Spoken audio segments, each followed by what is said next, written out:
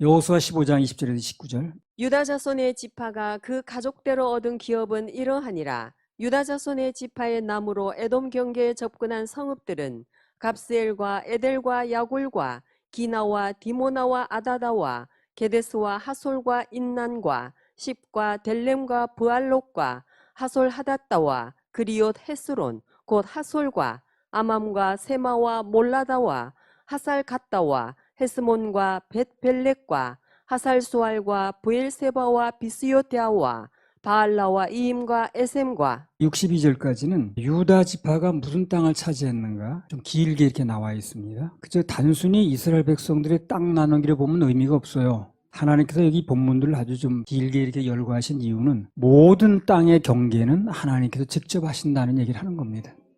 그래서 어느 땅 어디까지, 누구는 어디까지 다 정해 주시는 거 이렇게 정하시는 것도 그분이 하시고 또 그 땅을 할 땅에도 주는 것도 그분이 하신다는 얘기를 하는 거예요. 다 하나님이 하신다는 얘기를 하는 겁니다. 그래서 우리 교회 땅의 경계도 그분이 정해 주십니다. 2013년도에 1월 1일 날이었지 그날에. 시편 16편 1절에서 11절을 통해서 우리 땅의 경계를 아주 아름다운 곳에 정해 주신다고 약속을 하셨습니다. 오늘 본문에 나온 이 내용들이 뭐냐면 하나님께서 우리 모두에게 땅을 주시겠다는 표현도 되는 거예요. 성경에 나오는 건 예시라고 그랬죠. 그리고 본표는 각자 인생에서 적용하는 사람들에게 일어나는 겁니다. 여기 나오는 지명들이 우리에 관계없는 게 아니라니까요.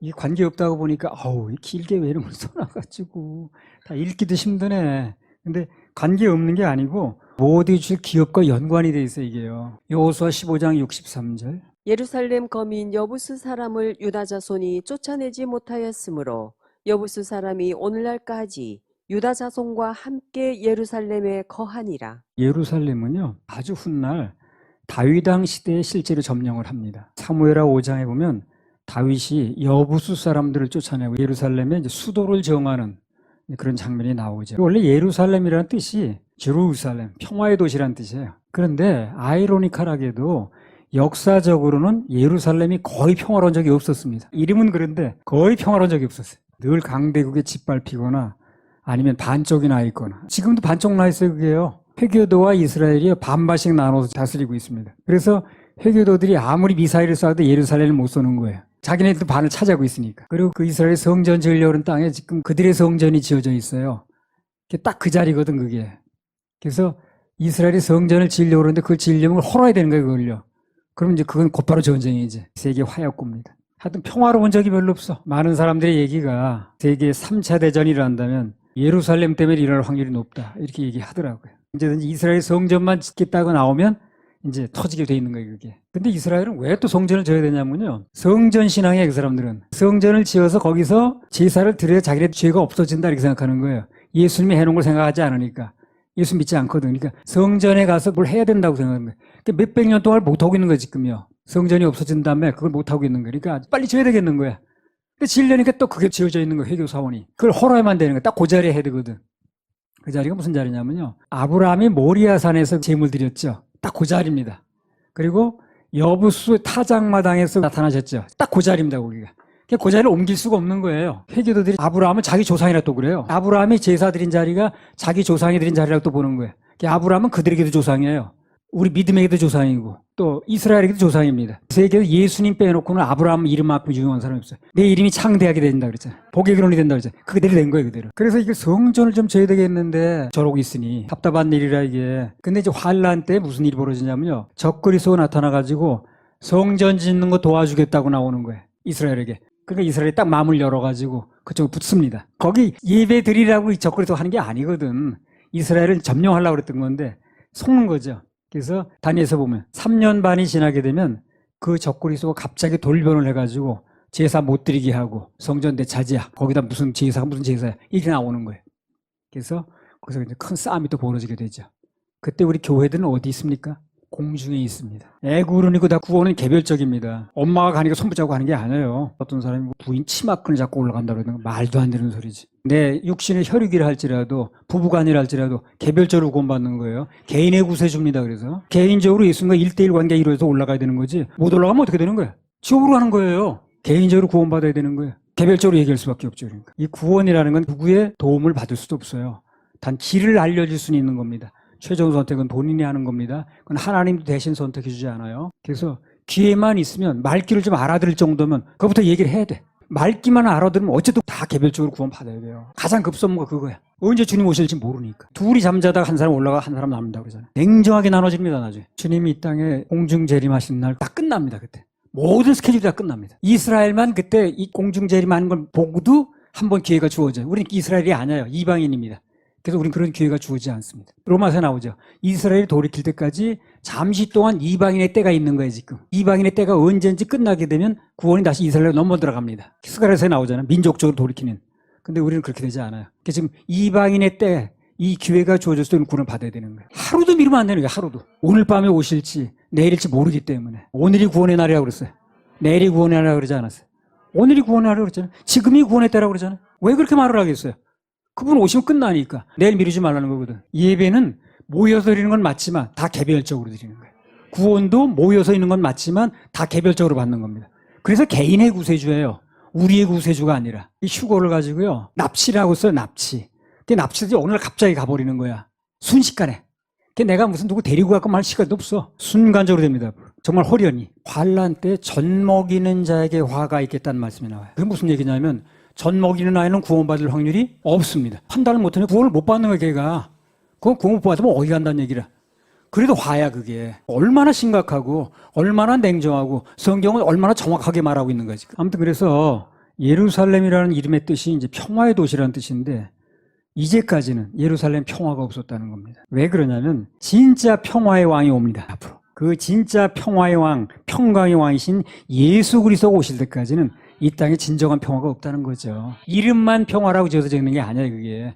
진짜 평화의 왕이 와야 되는 겁니다. 예수 그리스도가 오셔가지고 그 예루살렘에 천년왕을 세우고 다스리게 되면 그땐 평화가 오는 거예요. 예루살렘이 말 그대로 진짜 평화의 도시가 되려면 평강의 왕 예수 그리스도 직접 다스리셔야 됩니다.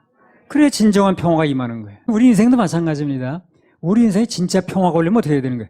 예수 그리스도가 와야 되는 거예요. 가정에도 예수 그리스도가 와야 평화가 되는 거고요. 내 개인의 마음속에도 예수 그리스도가 임해야 평화가 오는 거예요. 안 그러면 맨날 갈등만 일어나요. 우리 교회에도 우리 나라에도 진짜 평화가 오려면 어떻게 됩니까? 예수 그리스도 오셔야 됩니다. 전 세계는 평화가 없어요. 맨 전쟁이 일어나잖아요. 지금. 예수 그리스도가 오셔서 천년왕국이 돼서 세계를 직접 다스리시면 그때 천년 동안 전쟁이 없는 거예요. 우선 내 개인에게, 우리 교회에게, 여러분 가정에게 평화가 있으려면, 다툼이 없으려면 예수 그리스도가 주인이 돼야 되는 거예요. 싸우는 가정은 왜 싸웁니까? 예수 그리스도 주인이 아니라서 그런 거예요. 그 순간은 남편도 아내도 자식도 부모도 다 예수 그리스도 주인이면 싸울 일이 없어요. 그 어느 한쪽은 아닌 거예요, 지금요. 교회도 다툼이 일어나면 그 교회가 누가 잘했냐 누가 잘못했냐 그게 문제가 아니고 다 어딘가는 예수 그리스도가 주인이 아닌 거예요. 그때는 어떻게 됩니까? 예수 그리스도 주인을 모시고 우린 종으로 돌아가야 됩니다. 그럼 싸움은 멈추게 돼 있어요. 내 마음에, 가정에, 직장에, 교회에 또 나라에 진짜 평화가 임하려면, 세계적으로 평화가 임하려면 왕이신 예수 그리스도 오셔야 되는 거예요. 앞으로 두고 보면 압니다. 천년왕국에 예수 그리스도 직접 세계를 다스리시면 나라에 전쟁이 전혀 없을 겁니다. 천년 동안 오직 예수님만이 길이고 방법입니다. 자, 16장에서 보겠습니다. 여호수아 16장 1절에서 4절까지 한번 읽어보세요. 요셉 자손이 제비 뽑은 것은 여리고 곁 요단 곧 여리고 물 동편 광야에서부터 나아가 여리고로 말미암아 올라가서 산지를 지나 베델에 이르고 베델에서부터 루스로 나아가 아렉 사람의 경계로 지나 아다롯에 이르고 서편으로 내려가서 야블렛 사람의 경계에 이르러 아래 벳호론 곧 게셀에 미치고 그 끝은 바다라. 요셉의 자손 므낫세와 에브라임이 그 기업을 얻었더라. 여호수아 16장 5절에서 9절. 에브라임 자손의 그 가족대로 얻은 것의 경계는 이러하니라. 그 기업의 경계는 동으로 아다롯 앗달에서 윗 벳호론에 이르고 또 서편으로 나아가 북편 믹무다에 이르고 동편으로 돌아 다나 실로에 이르러 야노아 동편을 지나고 야노아에서부터 아다롯과 나아라로 내려가서 여리고에 미치며 요단으로 나아가고 또 답보아에서부터 서편으로 지나서 가나 시내에 미치나니 그 끝은 바다라. 에브라임 자손의 지파가 그 가족대로 얻은 기업이 이러하였고 그 외에 므낫세 자손의 기업 중에서 에브라임 자손을 위하여 구별한 모든 성읍과 촌락도 있었더라. 앞서 유다 지파가 얻은 기업이 가나안 땅에서 매우 좋은 땅이라고 그랬습니다. 그 땅이 좋은 이유 중에 하나가 주님 품을 상징하는 길갈이 아주 가까워요. 거기서 교회 가까이 오는데 포기할 것도 많이 있지만, 그러나 교회 가까이 와서 후회하는 사람은 한 번도 못 봤어요. 여태까지 다 좋다고 그러지. 날마다 교회 오기 좋고 주중 한 번이라도 만나고 어디 같이 다니기도 좋고 가까이 와서 나쁠 게 없는 거예요. 모든 걸 떠나서 즉시 부를 수 있는 거리에 있는 사람이 정의 부대라고 그랬잖아요. 멀리 있으면 오고 싶어도 올 수가 있어야지. 여호수아 16장 5절에서 9절. 에브라임 자손의 그 가족대로 얻은 것의 경계는 이러하니라. 그 기업의 경계는 동으로 아다롯 앗달에서 윗벳 호론에 이르고, 또 서편으로 나아가 북편 믹무다에 이르고, 동편으로 돌아 다나 실로에 이르러 야노아 동편을 지나고, 야노아에서부터 아다롯과 나아라로 내려가서 여리고에 미치며 요단으로 나아가고, 또 답보아에서부터 서편으로 지나서 가나 시내에 미치나니 그 끝은 바다라. 에브라임 자손의 지파가 그 가족대로 얻은 기업이 이러하였고, 그 외에 므낫세 자손의 기업 중에서 에브라임 자손을 위하여 구별한 모든 성읍과 촌락도 있었더라. 여기 보면 요셉 자손이 받은 땅에 대해서 나왔는데, 요셉 자손이 받은 땅도 보면 유다 지파가 받은 거에 못지않게 아주 좋은 땅 받았습니다. 사람들도 가나안 땅에서 아주 핵심부에 해당되는 그런 땅을 받았거든요. 그러면 유다 지파는 장자라서 뭐 그렇다 치고 요셉 지파는 어떻게 그렇게 좋은 땅을 받았는가? 이것도 이유가 있겠죠, 그죠? 첫째는요, 창세기 49장에 보면 하나님께서 야곱을 통해 가지고 일일이 아들들의 축복을 하셨어요. 장래일에도 쭉 얘기를 했습니다. 축복이라는 형식을 빌렸지만 저주도 많았어요, 여기요. 그러니까 이 축복이라는 게 꼭 좋은 일만 얘기해서 축복이 아니야. 이 축복이다 저주다라는 건 뭐 어떻게 구분하면 되냐면 장래일을 정확하게 있는 그대로 얘기해 주는 게 축복이고 저주다라는 거예요. 그래서 여호수아 시대에 이 땅 나는 거 쭉 보게 되면 창세기 49장의 축복이 그대로 이루어지는 걸 볼 수 있어요. 창세기 49장 25절부터 26절. 내 아비의 하나님께로 말미암나니 그가 너를 도우실 것이요 전능자로 말미암나니 그가 네게 복을 주실 것이라. 위로 하늘의 복과 아래로 원천의 복과 젖먹이는 복과 태의 복 이리로다. 내 아비의 축복이 내 부여조의 축복보다 나아서 영원한 산이 한없음 같이 이 축복이 요셉의 머리로 돌아오며 그 형제 중 뛰어난 자의 정수리로 돌아오리로다. 야곱이 그 아들 요셉에게 한 축복의 내용이거든요. 한마디로 말하면 그에게는, 요셉에게는, 그 자손들에게는 하늘의 복과 땅의 복을 다 줬다는 얘기를 하는 거예요. 그래서 이제 요셉 자손이 이 복을 받는 데는 이 축복이 결정적인 역할을 하는 거예요. 그래서 뭐가 잘 되려면요, 절대 자기 힘만 가지고 되는 게 아닙니다. 여러분 그걸 아셔야 돼요. 특히 그리스도인은 하나님의 축복이 있어야 됩니다. 하늘이 열리고 하늘이 도와야 돼. 내 노력도 물론 필요하겠지만 가장 중요한 거 하늘이 도와야 됩니다. 내가 노력하고 애쓰면 물론 성과가 있겠죠.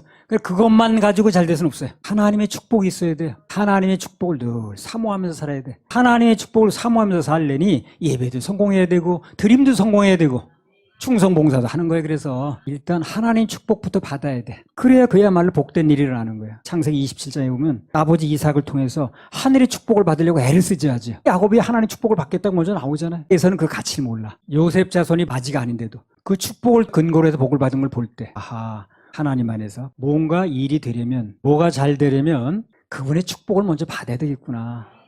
축복을 받는 쪽으로 나가야지. 그러니까 무슨 행동이 자꾸 그분의 축복을 거부하는 쪽으로, 방해하는 쪽으로, 안 받겠다는 쪽으로, 결심한 쪽으로 나가면 되겠어요? 안 되겠어요? 당연히 안 되지. 그러니까 뭘 말 한마디 해도, 행동을 하나 해도, 예배를 드려도, 뭘 심어도 복을 받게끔 해야 돼. 그러면 자기 길이 열리게 돼 있어. God bless you. 하나님 축복을 바란다. 마태복음 13장에 보면 오병이어의 기적이 나와요. 먹고 남았다가 중요한 게 아니고 오병이어의 기적이 일어나기 전에 예수님의 축사가 먼저 있었어요. 그게 중요한 거예요. 무슨 얘기야? 여기에 하나님 축복이 있어야 되는 얘기를 하는 거지.